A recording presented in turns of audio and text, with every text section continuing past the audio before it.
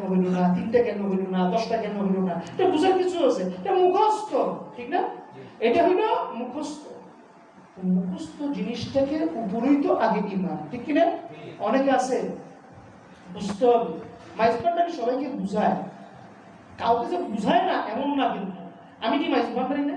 আমি অন্য বাইরের কিছু না। তো আমি, আপনারা আমার ভক্ত আশিকান মুহিব্বান আজকে আহলে বাইতের সম্মেলন উপলক্ষে এসেছেন, আমার খুশরুজ উপলক্ষে এসেছেন, তা আমি আপনাদেরকে বুঝাচ্ছি না? বুঝাচ্ছি, সেটা একটা ফিতরত। কিন্তু আপনাকে ঈমানের জন্য, কলমার জন্য বুঝার কিছু নাই। এটার ব্যাপার হইল তুমি মুখস্থ। কি এটার ব্যাপার হইল? কি মুখস্থ। তো এই জিনিসগুলো সম্পর্কে আমাদের সুনির্দিষ্ট ধারণা, সুনির্দিষ্ট এতেকাদ রাখতে হবে। সারা জীবন আপনি আল্লাহর সাথে কোনো সম্পর্ক নাই। ওই যে যেটা বলছিলাম, প্রথমে একটা ব্যক্তিকে কি করবে? কবরে দিবে মৃত্যুর পরে। কবরে সওয়াল জবাব হওয়ার পরে আল্লাহ বলবে তুমি ঘুমাই থাকো। যদি খারাপ কাজ করো কবরে সিটটা এমন দিবে, হাড় গোড় কোথায় যাবে, হাড় আর গোড়ের কোনো হিসেব থাকবে না। আর যদি আমল ঠিক করো তুমি শান্তির ঘুম ঘুমাইবা, ঠিক কিনা? যেমন আগুনে কি করে মানুষ, একটা মানুষকে আগুনের মধ্যে ফেলাই দিলে কি হয়? আর ইব্রাহিম নবীরা আগুনে ফেলাইছিল, কি হয়েছিল? সিম্পল জিনিসটা আমাদেরকে একদম সহজ করে ধর্ম বোঝার চেষ্টা করতে হবে। আমার মূল জিনিসটা কিন্তু বুঝা, এবং বুঝার পরে সেই অনুযায়ী কি করা। আমাদের মূল জিনিসটা হলো বুঝা, বুঝার পরে আমার হলো সেই বুঝার অনুযায়ী। ওরা টাইমের ঠিক নাই কেন? এটা এরকম লুজ কেন? এটা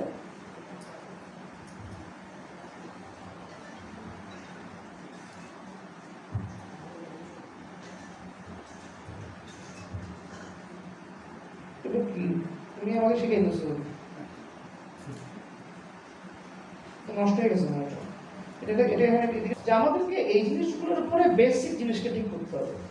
আমার বেসিক জিনিসগুলো ঠিক না হয়, পরীক্ষার হলে একজন শিক্ষক সারা বছর লেখাপড়া করাইয়া যদি ওই ছেলেটা অনেক বেশি পারবে, এটা আশা করে না শিক্ষক। শিক্ষক আশা করেন কোনটা? ওই ছেলেটা কিংবা ওই মেয়েটা বেসিক জিনিস পারবে। কি? একদম বেসিক। বেসিক না পারলে তুমি ফেল। তুমি যতই বাকি বেসিকের বাইরে তুমি যতই বেশি পারো, ফেল। তাহলে আমাদের মূল বেসিকটা ঠিক করতে হবে। তরিকার জগতের ওয়াজগুলো হয় বেসিককে নিয়ে। কি নিয়ে? বেসিক মূলনীতিকে নিয়ে।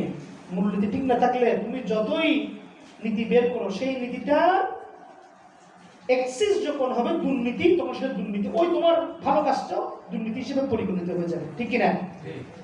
তাহলে আমাকে কবরে আগে দিবে, আগে হবে কি? কবরে সওয়াল জবাব। তারপরে কবরে ঘুমাও অথবা কিল খাও, পিঠা খাও, যা কর্ম করছো তার অনুযায়ী তোমার আমলের অনুযায়ী, তোমার শিক্ষা এবং দীক্ষা অনুযায়ী তোমারকে আল্লাহ পাক দিবেন, ঠিক না? তাহলে এটার পরে আল্লাহ পাক একটা সময় পরে কিয়ামত যখন হবে, কিয়ামতের পরে সমগ্র মানবতাকে আল্লাহ আগের পরের মাঝের যা আছে সবাইকে কি করবে? আবার জাগাবে, ঠিক না? সবাই আবার জাগবে। জাগার পরে কি হবে? ইয়াউমুল হাসর হবে। কি হবে? হাসর হবে। হাসরটা কি হবে? সবাই আল্লাহ পাক তাকাইয়া। এই যেমন দেখো, হাসর সম্পর্কে বুঝতে হইলে এটার সাথে এখন কেউ যদি, আমি যদি বলি, অনেকে বলবে যে দেখছো মাইজবান্ডারে কত বড় কুফরি কাজ করলো, তারা হাসরের সাথে এটাকে তুলনা করে। আরে বেটা, এই যে মক্কা শরীফের মধ্যে যে এতগুলো মানুষ যায়, এটা আমাদেরকে হাসরের কথা স্মরণ করায় না? উকুফে আরাফা, এটার মূল বরকত কি?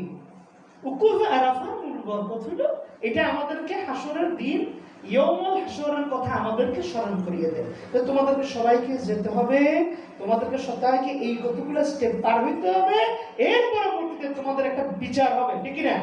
তোমরা যেগুলো শিক্ষার উপরে, দীক্ষার উপরে ডিপেন্ড করে যে সমস্ত কর্ম করেছো, আমর বিল মারুফ করেছো নাহি নাহিয়ানিল মুনকারের মধ্যে গিয়েছো, ভালোর মধ্যে এসেছো নাকি খারাপের মধ্যে গিয়েছো, এটা দিয়ে তোমার একটা বিচার হবে। এই বিচার যদি তুমি ঠিকভাবে পাশ করে বেরোতে পারো, পাশ, ঠিক না? আমরুল নামার ডাইন হাত, আর এই বিচার তুমি ওই পরীক্ষার মধ্যে যদি তোমার খাতার মধ্যে প্রিভিয়াসলি, খাতা তো আগে জমা নিয়ে নেয় নাকি খাতা পরে জমা নেয়, কোনটা? পরীক্ষা দিয়েছো, পরীক্ষার খাতা কাটার আগে জমা দিয়ে ফেলছে, তো কি করেছে?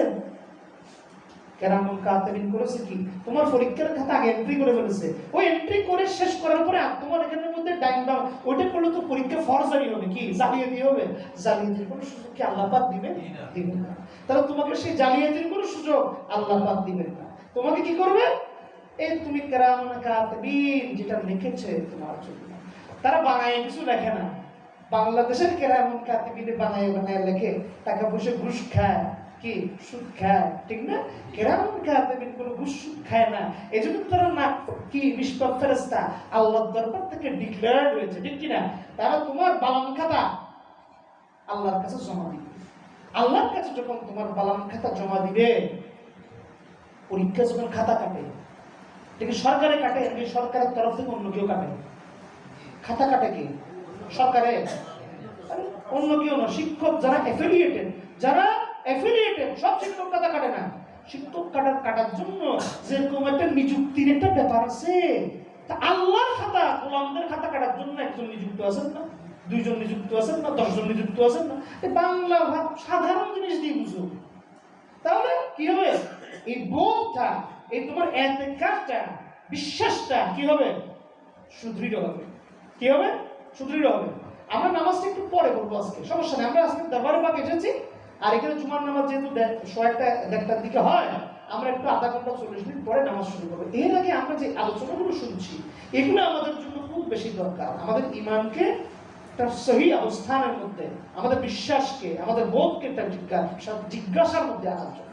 তাহলে দেখেন, প্রথম কথা বললাম, এই মাইজবান্ডার দরবার শরীফ একটা ছোট্ট গ্রাম, বাংলাদেশের একটা চিপায়ের মধ্যে মাইজবান্ডার, একটা ডিভিশনের মধ্যে, একটা জেলার আন্ডারে, একটা উপজেলা। আপনি যদি এগুলো সব না জানেন, হঠাৎ করে মাইজবান্ডার আসতে যাইয়া আপনি তো দেখা যাবে কি চলে গেছেন বরিশাল সরম নাই, আগে তো দুটো ডিফারেন্ট, লাভ হবে কিছু?